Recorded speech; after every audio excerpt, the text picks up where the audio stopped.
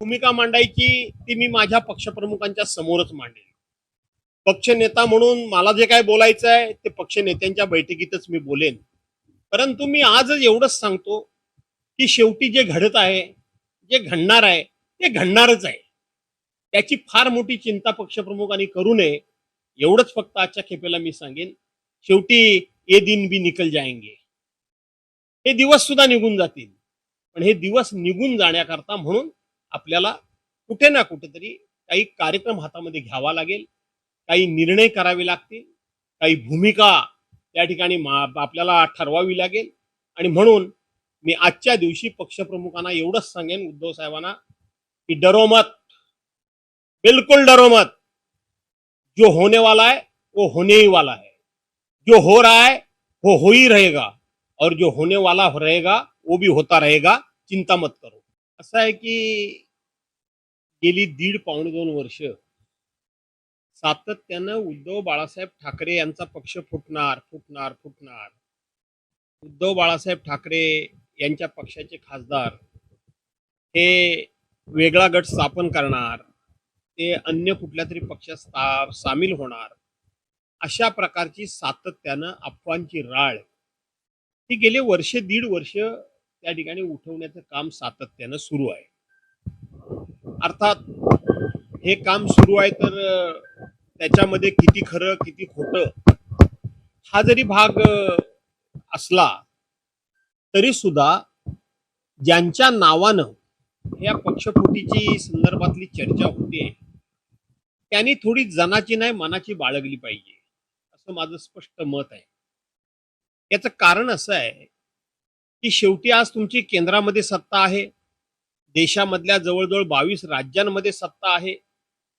एवढे तुम्ही सत्ताधीश असताना शेवटी समाजामध्ये क्रेडिबिलिटी काही नावाची एक गोष्ट असते, ती तुमची कितपत या ठिकाणी शिल्लक राहते या विषयामध्ये. आज हा पक्ष फोडणार, उद्या तो पक्ष फोडणार, परवा तो पक्ष फोडणार. शेवटी पक्ष फोडून तुमच्या पक्षाची सूज जरी वाढत असली तरी समाजामधली तुमची असलेली प्रतिष्ठा आणि समाजामध्ये तुमच्याबद्दल असलेला आदर, हा आदर दिवसागणिक रसातळाला जातोय. आणि ही लोकशाही आहे. या लोकशाहीमध्ये कधी काय घडेल हे सांगता येणं कठीण आहे.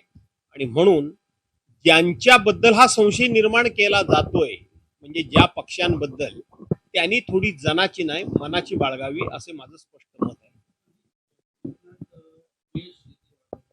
असं आहे की गळती रोखण्यामध्ये अपयश येते असं म्हणता येणार नाही. आपण काल परवा बघितलं की पश्चिम बंगालची निवडणूक झाली आणि ज्या ममता बॅनर्जींनी 15 वर्ष ज्यांना सत्तेची अनेक पदं दिली, ते 15 दिवस सुद्धा ममता बॅनर्जींच्या पाठीमागे टिकून राहू शकले नाही.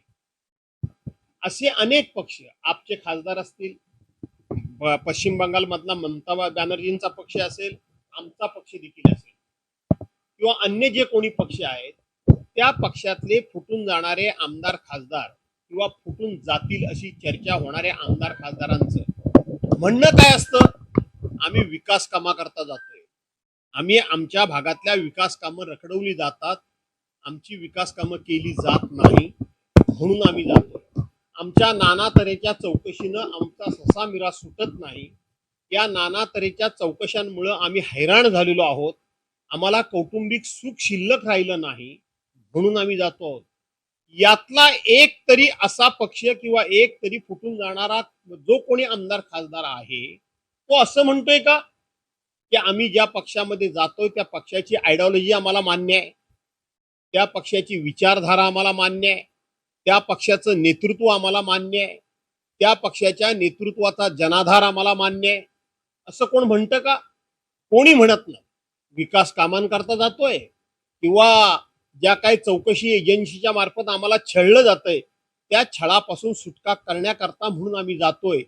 काही लोकांनी सांगितलं की जेलपेक्षा भाजपा बरा, काही लोकांनी सांगितलं की निवांत झोप लागायची असेल तर तिकडे गेलेलं बरं.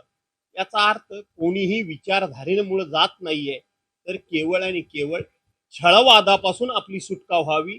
मग ती मतदारसंघातल्या कामांची असेल, नाही तर वैयक्तिक चौकशांची असेल, या छळवादाला कंटाळून लोक जात आहेत, याचा विचार कोण नाही तर ह्या देशातल्या जनतेनं करावा असं मी आव्हान करतो.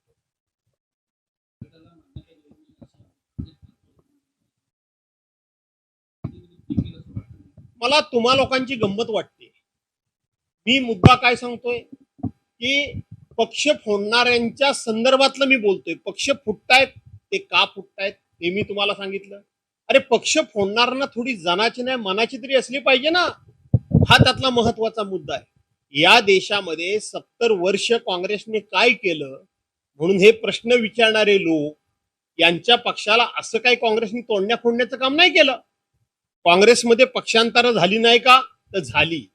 पण ती पक्षांतर होत असताना छोटे मोठे पक्ष संपवूनच टाकायचे आहेत आम्हाला, आणि फक्त आम्हालाच फक्त या देशामध्ये राहायचं आहे, अशा एका दुष्ट हेतून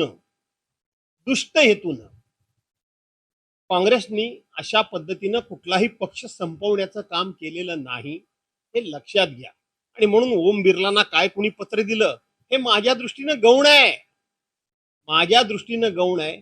तुमची एक हाती सत्ता असताना सुद्धा तुम्ही ज्या पद्धतीनं वागताय हे लोकशाहीला मारक आहे.